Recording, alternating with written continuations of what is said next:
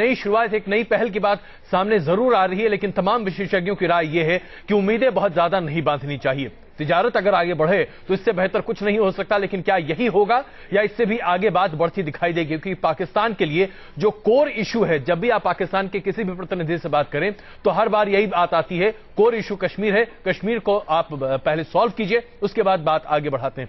राम साहब, बार बार ये मुद्दा उठता है, हम व्यापार की बात करते हैं और पाकिस्तान की तरफ से आता है, आप पहले कोर इशू पर बात कीजिए, पहले आप कश्मीर पर बात कीजिए, उसके बाद हम बाकी चीजें देखेंगे। यह सिलसिला कब तक चलता रहेगा? देखिए, जैसा कि मैं कह रहा था ब्रेक के पहले कि एक तो हमारी आर्थिक प्राथमिकताएं जो हैं दोनों तरफ से वो एक नतीजा के रूप में निकलेगी जी। दूसरी चीज ये है कि बातचीत का जो दरवाजा है वो खुल जाएगा और दोनों पक्ष अब कंपोजिट डायलॉग शब्द का प्रयोग नहीं करेंगे, बिल्कुल, लेकिन टेम्पलेट बदल जाएगा, किसी और नाम से डायलॉग शुरू करने की रजामंदी दोनों तरफ से आ जाएगी।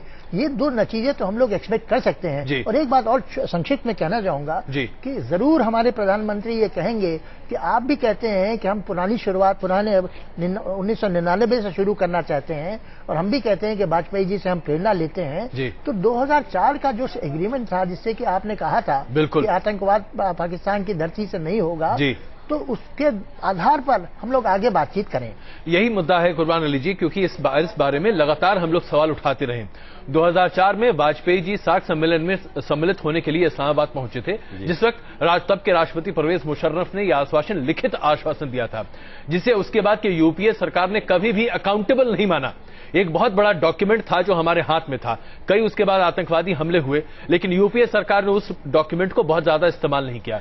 आपको लगता है कि अब नरेंद्र मोदी की सरकार उस डॉक्यूमेंट को ज्यादा इस्तेमाल करती दिखाई देगी? मुझे नहीं मालूम कि उस डॉक्यूमेंट से कितना असर पड़ेगा, लेकिन अजय जी जो आपने सवाल उठाया वो असल में कोर इशू है कि पाकिस्तान कश्मीर के अलावा कोई और बात नहीं करना चाहता और हम कश्मीर के अलावा और सारी चीजों पे बात करना चाहते हैं जी। लेकिन इसके बीच में एक चीज ये है कि पाकिस्तान को दो तीन चीजों से बांधना जरूरी है। वो कह देता है आज शिमला समझौता प्रासंगिक नहीं है, वो कह देता है लाहौर डिक्लेरेशन प्रासंगिक नहीं है, और फिर उसके बाद 2004 का समझौता जिसकी आप बात कर रहे हैं वो उससे भी बंधे नहीं रहना चाहता। तो आप किसी भी जो आपने वायदा किया है उससे नहीं बंधना चाहते हैं। आप हर बार सिर्फ और सिर्फ ये कहते हैं कश्मीर हल कर दीजिए। अच्छा चलिए साहब, कश्मीर भी हल करेंगे, लेकिन कश्मीर के हल के लिए जो बात हुई थी वो यही हुई थी कि हम आपस में बैठ करके बात करेंगे, बायलैटरल इशू होगा, लेकिन आप कहीं किसी भी अंतर्राष्ट्रीय मंच पे उठाने से गुरेज नहीं करते। आप इस्लामी देशों के सम्मेलन में भी ये मामला उठा देते हैं, आप यूनाइटेड नेशन में भी बार बार इस बात को कहते हैं। तो सवाल यह है कि हमें पहले ये तय करना चाहिए कि हमारी प्रायोरिटीज क्या है। और मैं इस राय का हूं, शायद राम साहब इस पर सहमत होंगे, कि जिस तरह से चीन के साथ हमने किया कि जो हमारे कंटेंशियस इश्यूज थे, बॉर्डर इश्यूज थे, उनको हमने बैक बर्नर पे रख दिया और हमने आसियान में भागीदारी बढ़ाई, चीन के साथ व्यापारिक रिश्ते बढ़ाए। अगर भारत और पाकिस्तान के बीच व्यापारिक रिश्ते बढ़ते हैं तो फिर इस बात के लिए दबाव होगा कि वो आपने साहब, लेकिन यहां पर मैं आपको अगर बीच में जरा थोड़ा सा रोकना मुनासिब समझूं जी, जरा आप समझिए कि चीन के साथ हमारे व्यापारिक रिश्ते ज्यादा बेहतर इसलिए हो सके क्योंकि चीन के प्रशासन, सरकार और वहां के कम्युनिस्ट पार्टी को यह लगता था कि भारत के साथ व्यापार बढ़ाना जरूरी है। आर्थिक मुद्दों पर यह सहमति बनती दिखी, तभी हम वहां पर अपने बॉर्डर इश्यूज को किनारे रख पाए। लेकिन यहां पाकिस्तान में तो विचित्र स्थिति है।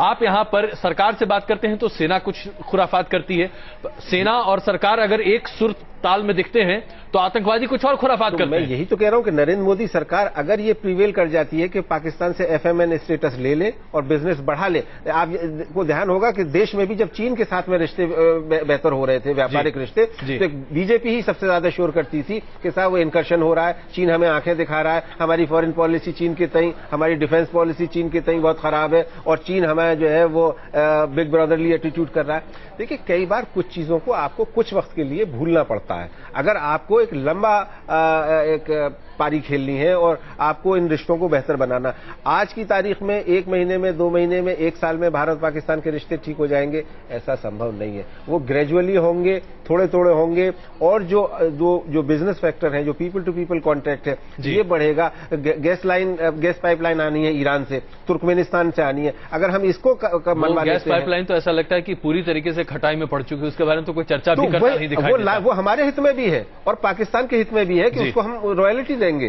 तो अगर इन चीजों को हम बना ले जाते हैं तब आतंकवाद पीछे जाएगा और पाकिस्तान सरकार भी मजबूर होगी कि हाँ, हमारी, क्योंकि उसकी अर्थव्यवस्था बहुत खराब है, चरमरा रही है। वो एक ऐसे ज्वालामुखी पर बैठा हुआ है कि एक तरफ जहां आतंकवाद उसे डस रहा है, वहीं उसकी अर्थव्यवस्था उसको खा रही है। राम साहब, लेकिन यहां पर एक बुनियादी सवाल है। हम अर्थव्यवस्था को सुधारने के लिए एक दूसरे के साथ आगे बढ़ सकते हैं। दोनों देशों के ममालिक जब एक दूसरे से बात करते हैं तो कहते हैं हमारे पूरे खित्ते में इतनी ज्यादा गरीबी है कि उसको हटाना हमारे लिए बहुत ही जरूरी है, आवश्यक है। ये सारी बातें होती हैं, लेकिन उसके बाद कोई सेना, चाहे किसी की भी हो, दूसरे के सैनिक के सर काटकर फेंक देती है और उसके बाद संवेदनाएं भड़क जाती हैं। क्या इसको कोई रोक सकता है वाकई हिंदुस्तान पाकिस्तान में? ये तो ऐसा लगता है जैसे कि फुटबॉल मैच है। देखिए, रिश्तों को मैनेज करना पड़ेगा। ये समस्याएं रहेंगी और इन समस्याओं का हल इतनी जल्दी नहीं होगा, मैं बिल्कुल आपसे सहमत हूं। और चीन का जो मॉडल आप बता रहे हैं भारत चीन संबंधों का, उससे भी मैं पूरी तरह सहमत हूं। लेकिन देखिए, आज परिस्थितियां बदल चुकी हैं। पाकिस्तान की माली हालत इतनी बिगड़ चुकी है कि अगर पाकिस्तान भारत के साथ संबंध सामान्य नहीं करता है, 7 देशों के साथ संबंध नहीं बढ़ाता है, तो हो सकता है कि पाकिस्तान अपने ही वेट के अंतर्गत दब के डूब जाए।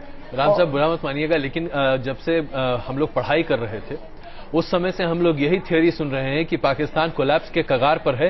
वो देश अपने ही अर्थव्यवस्था के चरमराने की वजह से मरता जा रहा है।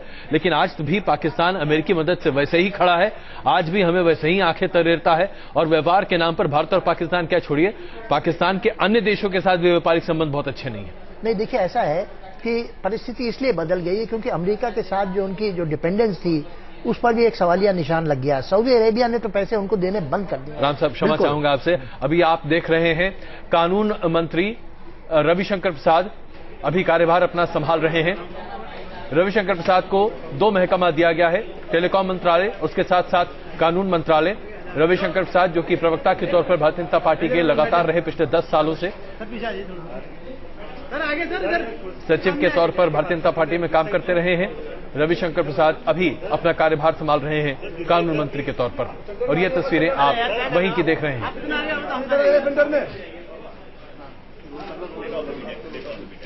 कुर्बान साहब, लॉ मिनिस्ट्री को तो बहुत मोटा नहीं माना जाता था, लेकिन टेलीकॉम मिनिस्ट्री साथ में जोड़ देने के बाद तो अब काफी वजनदार हो गए हैं रविशंकर प्रसाद। लेकिन ये भी देखना होगा अजय जी कि ये टेम्परेरी अरेंजमेंट है या परमानेंट है। तो हो सकता है एडिशनल चार्ज भी हो, जिस तरह से अभी हमने देखा इसमें एडिशनल चार्ज नहीं लिखा हुआ है। एडिशनल चार्ज सिर्फ रक्षा मंत्रालय के साथ लिखा है जो अरुण जेटली को दिया गया है। तो बाकी सब ये ऐसा लग रहा है कि 2 महकमे इनके पास ही रहेंगे, कम से कम फिलहाल ऐसा लगता है। लॉजिक भी है, लॉजिक ये है जी, जितने स्कैम्स हुए हैं टेलीकॉम में उन सब में लीगल इम्प्लीकेशंस हैं जी। और जो लॉ मिनिस्ट्री है वो बहुत उसको मिलजुल कर काम करना पड़ेगा टेलीकॉम मिनिस्ट्री के साथ जी। अगर उन चीजों को सुधारना हो, गलतियों को तो पहचान लिया हम लोगों ने, लेकिन सुधार की ओर जो बढ़ना हो तो इन दोनों मंत्रालयों को साथ साथ मिलकर कपिल सिब्बल भी यही काम कर रहे थे। तो अगर हम यूपीए सरकार के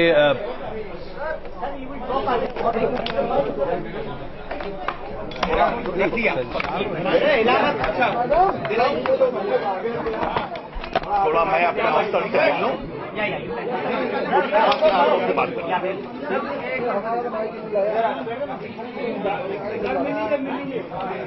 थैंक यू। आपका फोटो आप हो गया।